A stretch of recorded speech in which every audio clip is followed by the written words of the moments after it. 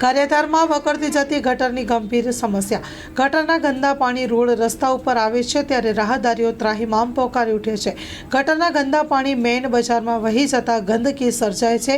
અતિ દુર્ગંધ મારતું પાણીથી રોગચાળો ફેલાય તેવી સ્થિતિ સર્જાઈ છે. શહેરીજનો રોગચાળાના ભયમાં જીવી રહ્યા છે ત્યારે નગરપાલિકાનું તંત્ર ઘોર નિંદ્રામાં છે. નેતાઓ પણ નેતા થઈને મોટી મોટી વાતો કરતા નેતાઓનું પણ નબળું નેતૃત્વ જોવા મળે છે. ચૂંટણી સમયે બિલાડીના ટોપની જેમ ફૂટી નીકળતા નેતાઓ પણ ક્યાંય દેખાતા નથી. લોકોને પાયાની સુવિધાઓથી સમસ્યાનું પણ હલ નથી કરી શકતા. પછી તંત્ર સામે કંઈ ઉપજતું નહીં હોય એવું લાગી રહ્યું છે.